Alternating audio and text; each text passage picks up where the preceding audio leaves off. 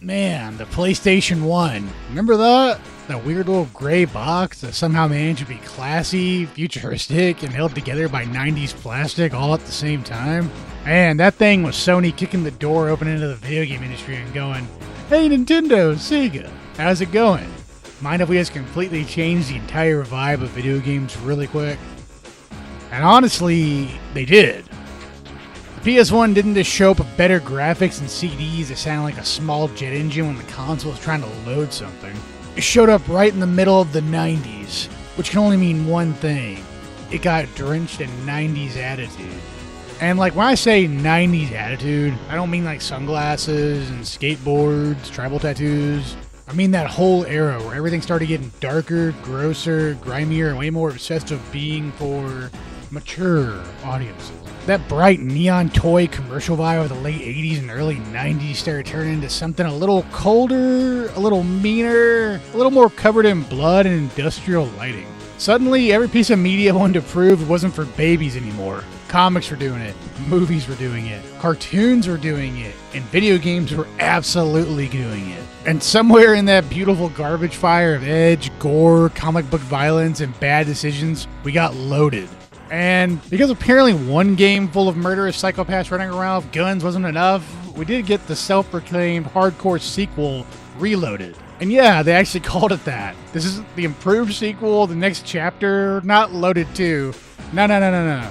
This is the hardcore sequel, because this was the 90s, and if you weren't telling people how hardcore you were, how would they know? These games are loud, messy, violent, ridiculous, and so aggressively 90s that I feel like just owning them gives me secondhand cigarette smoke damage. And you know what? I love it. I love them in the same way you love an old action figure of one arm missing. Are they perfect? Hell no. Are they a little busted? Absolutely. But do they have more personality than half the stuff coming out now?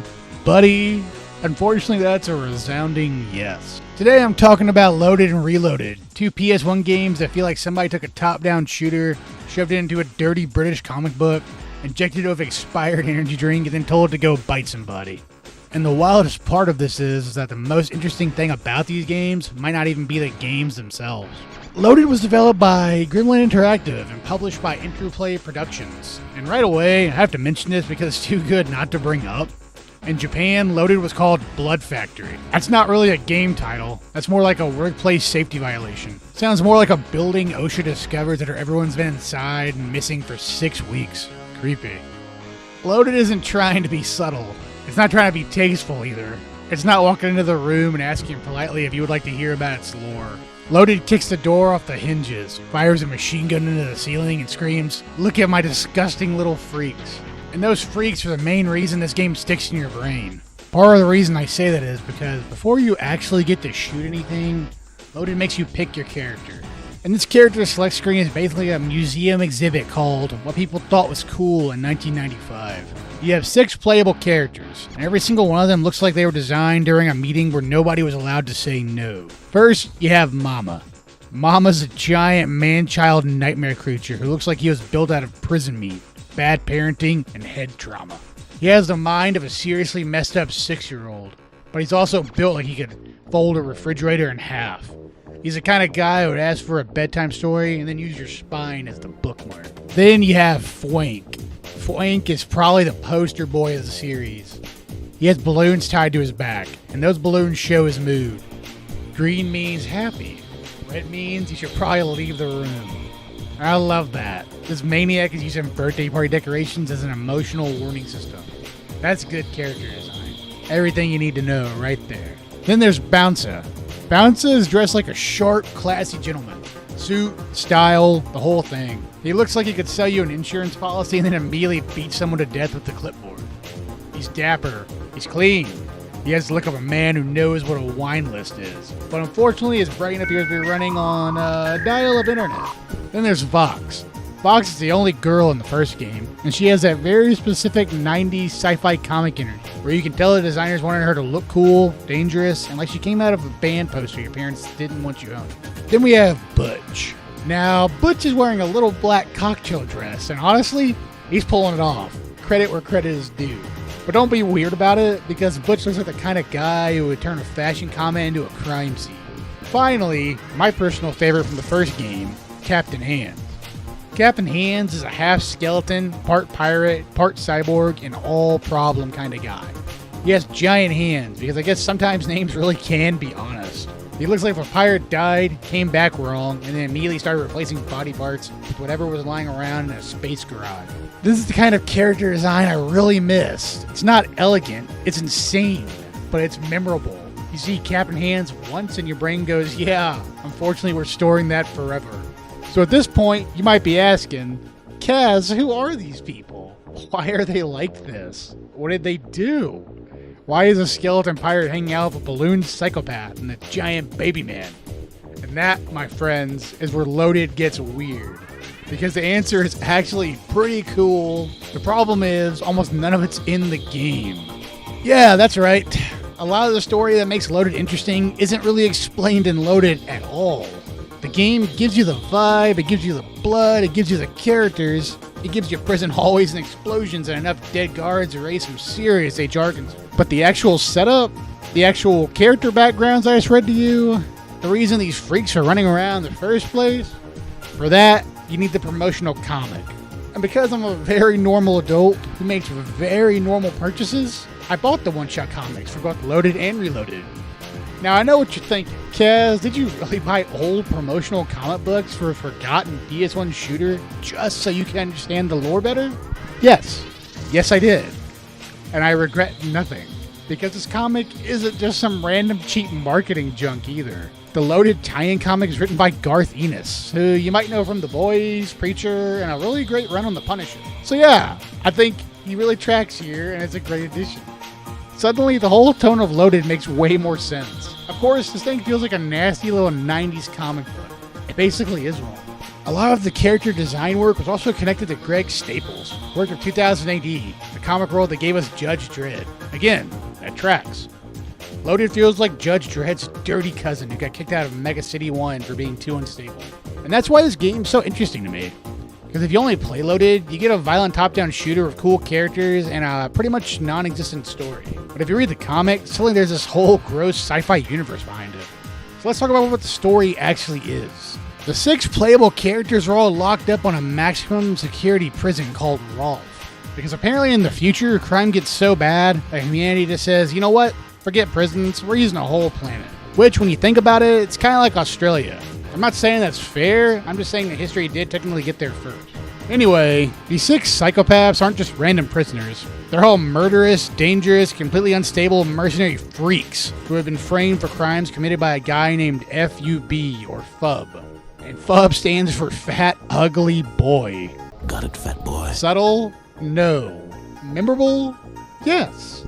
F.U.B used to be a catering officer in the Sector Marines, and not a particularly good one. He was bad at cooking, probably worse at hygiene, and deeply unwell in a way that makes you question who hired him to feed soldiers in the first place. During one battle, he couldn't find any meat, so he did what any normal chef would do. He cut off his own legs, cooked them, and served them to the troops. I need you to understand how deranged that backstory is. This man did not burn the soup. He did not forget the seasoning. He looked at a battlefield kitchen, decided there wasn't enough meat, and went, well, boys, I can solve this. And somehow, apparently, according to all the records, it was the best meal he ever made. Naturally, the military responded by giving him an unconditional discharge and asking him to never show his face again. Which, you know, feels fair. F.U.B, being a very normal and emotionally balanced person, didn't take this well. He replaced his legs with mechanical hydraulic-powered ones, became a space pirate, started attracting other unstable weirdos, and eventually worked his way into the intergalactic prison system. And when I say worked his way up, I don't mean that he had a strong resume and interviewed well. I mean he murdered his superiors and took their jobs. Eventually F.U.B becomes the warden of Ralph, and now he has the perfect setup. He can commit crimes as a space pirate, pin those crimes on violent criminals nobody trusts anyway, and keep himself protected from the law. It's actually a really fun villain setup. It's nasty, stupid, comic book ridiculous. The basic story is that our 6 anti-heroes escape Rolf, chase F.U.B across the galaxy, and try to get revenge. F.U.B, being an egotistical freak, sees this as a challenge. He wants to prove that if he can defeat some of the most dangerous psychos in the universe, he can defeat anyone. So he steals an advanced machine that can manipulate matter, mess with reality, and open doorways to other dimensions. Because apparently being a hydraulic-like cannibal chef pirate prison warden wasn't enough. You need universe-breaking technology too. And again, this is all cool, this is all wild, this is all the kind of thing that would make the game feel way bigger. And the funniest part is, the game actually barely tells you any of it. So after all that comic book insanity, after all that lore, after learning that this world is prison planets, cannibal chefs, cyborg skeleton pirates, and reality warping machines, what do you actually do in the game? You run around mazes and shoot dudes. A lot of dudes. Loaded's a top-down run-gun shooter, and the basic loop is very simple. You enter a level, kill everything with a pulse, you look for key items, you unlock doors, you get lost, you shoot suspicious walls, you probably get annoyed by infinitely respawning enemies, then you find the exit and do it again. And honestly, on paper, that sounds like it could get old fast. And sometimes, I'll be honest with you, it does. But Loaded has enough style, violence, music, and weird little details that it manages to keep itself alive longer than it probably should. Every character has their own weapon. Butch is a flamethrower, Fwank has a neutron bomb shooter, Captain Hands has his own ridiculous setup. They also each have a special smart bomb attack, which is basically the game's way of saying, hey, sometimes we're going to fill this entire room of enemies, and you're going to need a button that says, please make this stop. And I use that button a lot. Sometimes strategically, sometimes because I panicked, sometimes because I walked into a room, saw 40 guns pointing at me, and decided that diplomacy had failed. Smart bombs are mostly similar mechanically, but they look different depending on the character, which gives everybody a little extra flavor, I guess. That's the kind of thing with Loaded in general. A lot of the character differences are more about personality and visuals and massive gameplay changes. You can pick whoever you think looks coolest, and you'll probably be fine, unless you pick wrong, but that's between you and your memory card. Controls are pretty straightforward. You move around, shoot, sprint, and strafe. I'm gonna tell you right now, if you play Loaded, learn to strafe. Strafing isn't optional. It's not a little advanced technique. Strafing is the difference between escaping Rolf and becoming a decorative red smear on the floor. You can hold square to sprint, which I highly recommend, because this game really feels like it should have had an always run option. It doesn't. So enjoy holding that button like your life depends on it, because it kind of does. You also hold L1 and R1 to strafe, and once you get used to that, the combat starts to click a lot more. There's a fun rhythm to circling enemies, spraying bullets, dodging fire, and trying not to get boxed in by the level design. When Loaded's working, it feels good. It has that arcade just one more level feeling where your brain shuts off a little and your hands take over. But when it's not working, usually because you're lost, low on health, or getting chipped down by respawning rats while backtracking through identical hallways, it can become a test of patience. Had you not always passed tests of patience? As you go through Rolf, you'll find these little skull boxes. Pick them up. No, seriously, pick them up. If you ignore everything else I say in this video, remember the skull boxes. These upgrade your weapons. And they are basically mandatory if you want your gun to feel like an actual weapon instead of a stern suggestion. When you first start a level or respawn without upgrades, your weapon can feel absolutely pathetic. You're shooting guards and they're looking at you like you're flicking pieces of them through a straw. Once you grab enough power-ups, suddenly you're cooking. The game does make your upgraded weapons use ammo, but in my playthrough I never really ran into major ammo problems. So yes, technically it's a limitation. But in practice, I mostly just grabbed ammo pickups and kept blasting. When you die, you drop some of your weapon power-ups, so make sure you grab those again after respawning. Otherwise, you're going to have a very bad time. You can also find pickups for more smart bombs, and you want as many of those as possible. And let me let you in on a little cast tip here. If you're about to lose your last life, and you still have smart bombs left, use them. Don't be honorable and don't save them for later, because there might not be a later. When you continue, your smart bombs are fresh anyway. Loaded also has secret walls, and I actually really like this. If a wall looks suspicious, shoot it. Sometimes it breaks open and gives you items. Sometimes you get weapon upgrades. Sometimes you get coins. Now the coins are weird. Enemies drop them, secret rooms have them, and they affect your greed rating at the end of the level. Do they matter? Not really, as far as I can tell. But the game does grade you after every level based on things like accuracy, kills, and coins collected. And look, I know I just said these rankings don't really do much, but I'm a simple man. The game tells me I did good after committing industrial scale murder, I'm gonna feel a little proud. Every level in Loaded usually comes down to finding 5 items, most commonly colored keycards, and using those to unlock doors. If you've played Doom or really any classic shooter of colored keys and locked doors, you understand the basic idea. The issue is that Loaded can turn this into a maze problem. A bloody maze problem, sure, but still, a maze problem. Some levels are fine. You move forward, you kill, you explore, you find the secrets, you get your key cards, and you leave. Other levels feel like the game is actively trying to waste your time. You'll be wandering around looking for one last key card. Enemies keep respawning. Little rats are biting at your ankles. Your health is slowly disappearing. And Captain Hands is probably one bad hallway away from catching some kind of hantavirus. That's where Loaded starts to wear thin. And it's frustrating because I really like the core design. The sprite work is cool. The music is great. The characters are memorable. The whole thing has personality leaking out of it like toxic sludge. But the levels themselves don't always match the imagination of the world. There's a point where you escape the prison and have to get gas for your spaceship. That sounds awesome, right? It sounds like the game's finally about to open up.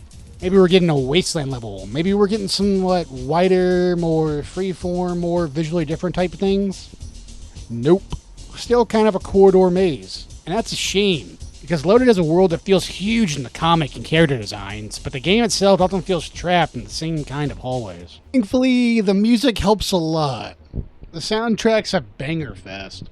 Even when I was lost, annoyed, or wondering if I had somehow looped back to the same room 7 times, the music was doing everything it could to keep me locked in. That matters more than people give it credit for.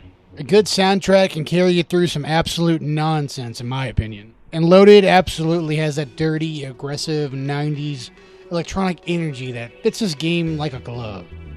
It sounds like a nightclub got built inside a prison, and then everyone in the nightclub got a gun. The vibe's strong. The game just needed more variety to match it.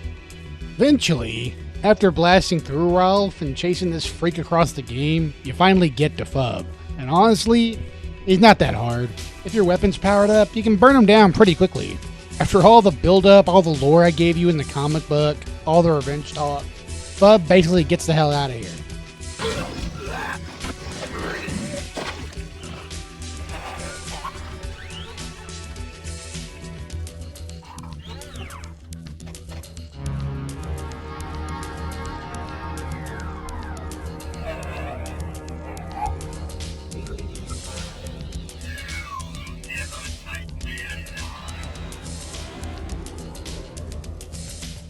The ending feels less like a satisfying conclusion and more like the game is turning to the camera and going, hey, you like that? Buy the sequel. And you know what? I didn't buy it in 1996 because I was a child. But spiritually, yes, I understand. Because we did get a sequel. And it came fast. Then a year after Loaded, Gremlin Interplay came back with Reloaded, the hardcore sequel. And again, I can't get over the name. Such a 90s name. Feels like the box art should be wearing Jinko jeans. And yes, Reloaded got another promotional comic too, because apparently somebody understood that the lore was too weird and too detailed to actually fit inside the game. Which brings us back to F.U.B. At the end of Loaded, his body got destroyed, but his brain escaped in the pod. Because, of course, that's what happens. We need a sequel.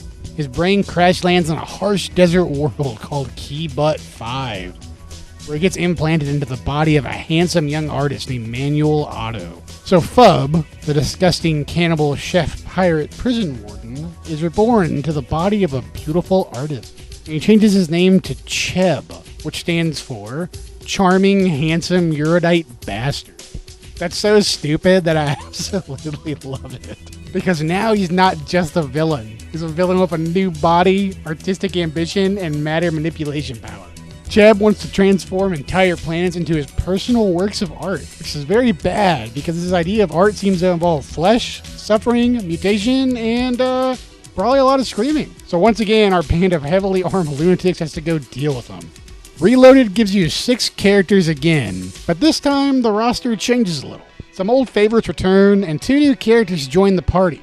Mama's back, now wearing a blue bunny onesie, and honestly, it might be more disturbing than if he was just covered in blood. There's something about a giant murder baby in a bunny outfit that feels like the game is reaching to the screen saying, we know exactly what kind of uncomfortable this is. Bounca returns too, but now he's traded in the black suit for a bright pink flamingo suit. A bold choice. Perfect choice. Butch is back, and this time it looks like he spent the gap between games watching Baywatch and decided that was going to be his new thing. And Captain Hands returns looking mostly the same, because honestly, what are you going to change? He's already a skeleton pirate cyborg with giant hands. Sometimes you just reach the mountaintop of character design, and there's nowhere else to climb. The two new characters are great too. First, there's the Devourer, who sees humans as meat. This is not me being dramatic, that's just basically her whole character. She looks at a person, and she sees a menu. There's Sister Magpie, a robotic nun who went haywire and started traveling around, collecting donations in the most violent possible way. I have to say, Sister Magpie might be one of my favorite concepts in the whole series. A killer robot nun shaking people down for donations? That's not a character idea, that's a gift. Let's check what the comic has to say about her. Top 10 reasons to play Sister Magpie. When she says, "Say your prayers, sucker," she really means it. 2. Offers express e-ticket rides to the Pearly Gates. 3. Always there to administer last rites. 4. Superior Mother Rotary Cannon guarantees 100% contribution rate. 5. Takes the whole celibacy thing seriously. Thank God. 6. Never once did an infomercial for starving third world children. 7. Her rosary doubles as a kill counter. 8. Fills you full of holiness. 9. Non-denominational. Happily exterminates all of God's children. 10. Doesn't sell flowers at the airport or bring signs to football games. Alright, I'm sold.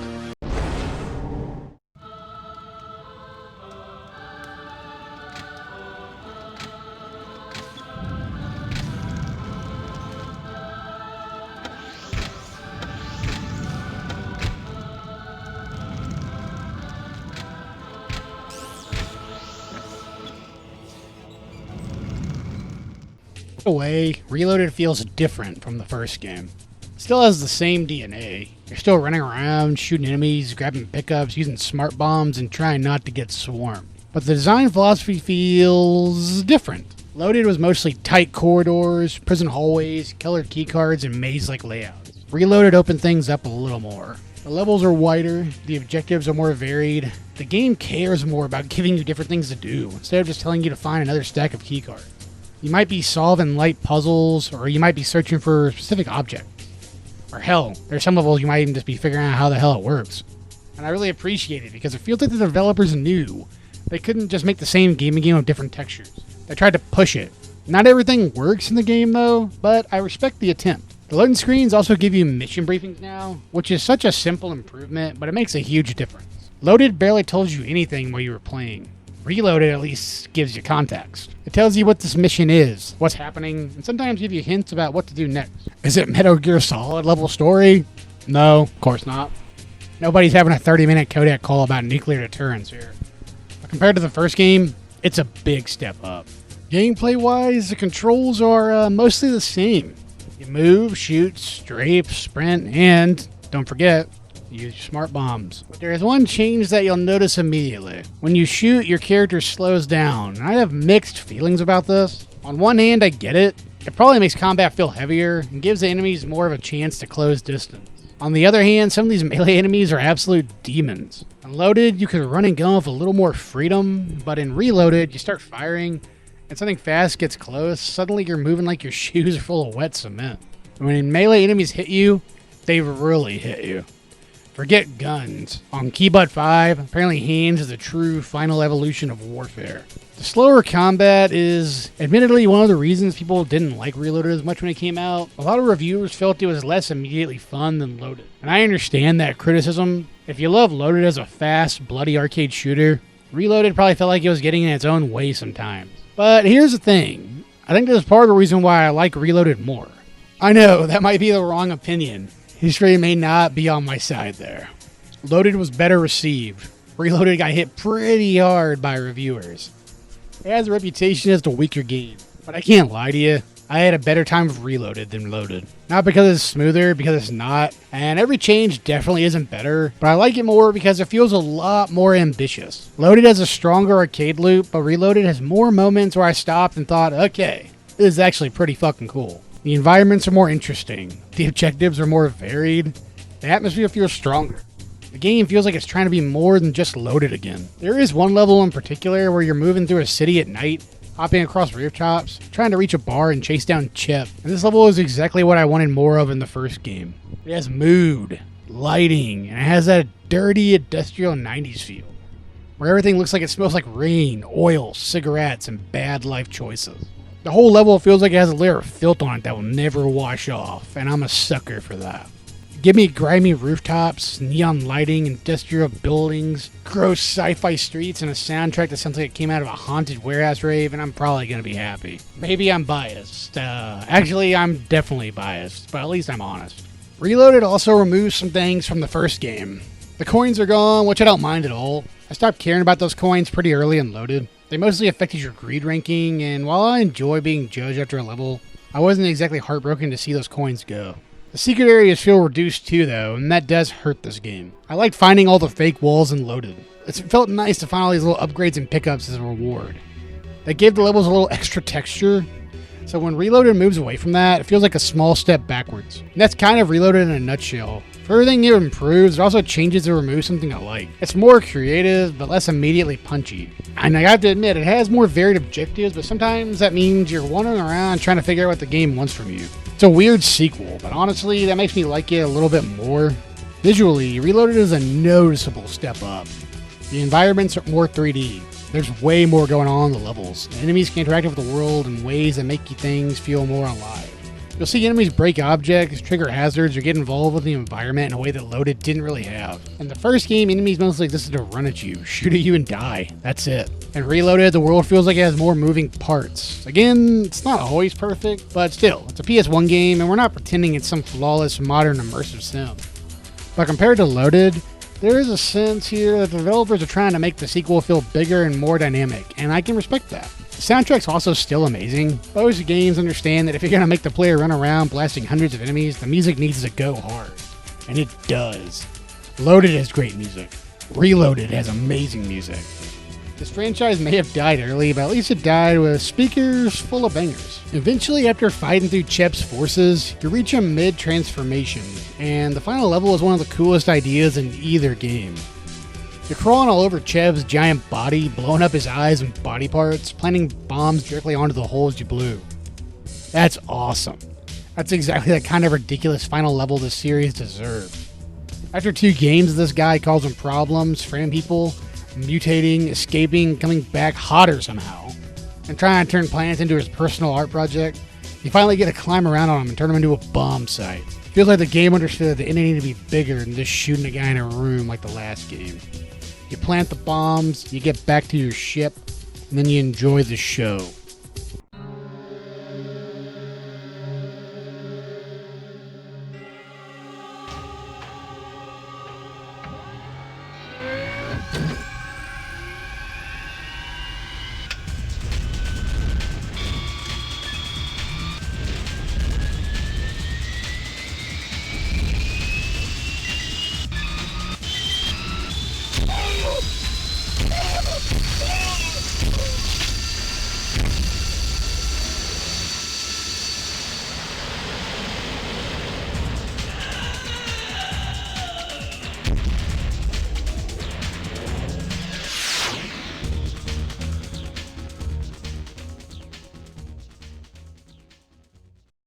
Now that's how you end a game with a bang. Loaded's endings felt like a setup. Reloaded's endings felt like a punctuation. A big, stupid, beautiful explosion-shaped period at the end of the sentence. And that's basically Loaded and Reloaded. 2 weird, violent, comic book-soaked PS1 shooters from a time when games could be rough around the edges but still feel they had a soul. Are they perfect? Hell no. Loaded can get repetitive. The levels blend together, the backtracking can be annoying, and the story is way cooler outside the game than inside it. Reloaded can be slower, clunkier, and maybe a little too weird for people who just wanted more of the first game. But both games have something I miss. They have identity. They know what they are. They're not clean and they're not polished into nothing. They're not focus tested and becoming a beige mush. They're ugly, loud, violent, strange, and because of that, incredibly memorable. You look at one screenshot of Captain Hands and immediately know what kind of nonsense you're going to be dealing with. You hear the name C.H.E.B and know this franchise is operating on a very specific kind of brain damage. You can read one page of the comic and instantly understand that Loaded was never just trying to be a shooter. It was trying to be a nasty little sci-fi comic book that you could play. and I wish we got more of it. Sadly, after Reloaded, that was pretty much it. Whether because of the poor reception, poor sales, Gremlin shutting down, or just the industry moving on, the Loaded franchise never really got another chance. I've seen the people online mention a possible third game called Fully Loaded, but information on that is scarce enough that it almost feels like video game folklore, you know? And that's a shame because this world had potential. Captain Hands, I get to see him show up in Judge Dredd and I wouldn't question it. Sister Magpie feels like she belongs to some lost Garth Ennis side story, for God's sakes. Fwank, Mama, Butch, Vox, Bounca, the Devourer, these guys are characters that feel like they should have had more life outside these two games. Maybe not a massive franchise, and obviously not a cinematic universe, but something, you know, like a comic series, a weird indie spiritual successor, maybe a cameo. That'd be amazing. Anything. Because as ridiculous as these games are, they stuck with me. They're part of my childhood. They helped shape the kind of media I would grow up enjoying. Violent comics, grimy sci-fi, weird characters, industrial soundtracks, and stories that feel like they were made by someone who probably should have been supervised a little more closely. And maybe that's why I still have a soft spot for them. The 90s edge is something that I will probably always miss. Not because everything from that era was good. A lot of it was terrible, actually.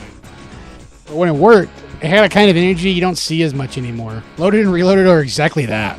They're trying way too hard. They're messy, edgy, ridiculous. But God, they're so cool. And sometimes that's enough. So whether that 90s attitude ever comes back or not, at least I still have these two games. Two blood-soaked comic book freak shows from the PS1 era. Two games that looked at subtlety, laughed, and then blew it into chunks. And honestly, I wouldn't have it any other way.